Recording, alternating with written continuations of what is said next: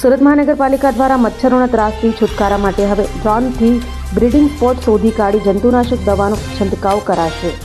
સુરત મહાનગરપાલિકા અદ્યતન બની ગઈ છે, ત્યારે સુરત મહાનગરપાલિકા દ્વારા મચ્છરોના ઉપદ્રવને દૂર કરવા નવો પ્રયોગ હાથ ધરાનાર છે.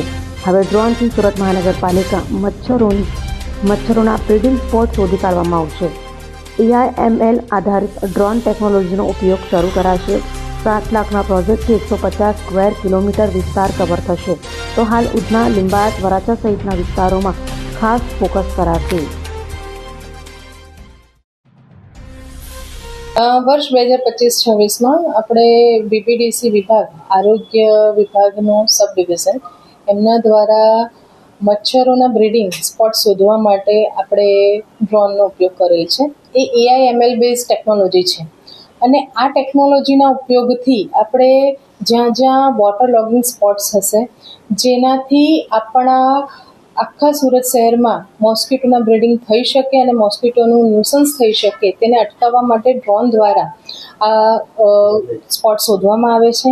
એ એવા સ્પોટ્સ છે જેમ કે ખાડી કિનારા, ઊંચી કન્સ્ટ્રક્શન સાઇટ, તે સિવાય જ્યાં માનવ બળથી પહોંચી ન વળાય તેવી જગ્યાઓ, એ જગ્યાઓ પર આપણે બ્રીડિંગ સ્પોટ શોધીએ છીએ, વોટર લોગિંગ સ્પોટ શોધીએ છીએ અને ત્યાં ડ્રોન દ્વારા આપણે સ્પ્રેઇંગ કરાવીએ છીએ ઇન્સેક્ટિસાઇડનું. અને જંતુનાશક દવાના સ્પ્રેઇંગ પછી આપણે એમાં ફરીથી લાર્વલ ડેન્સિટી ચેક કરીએ છીએ કે જેથી કરીને બ્રીડિંગનો નાશ થયો છે કે નહીં તે પણ ચેક કરી શકાય. અભય થઈને નિષ્પક્ષતાથી નિરપેક્ષ રીતે વાસ્તવિકતાનો અરીસો રૂપી સચોટ માહિતી લાવતો સત્યની સાથે અભય ટાઈમ્સ.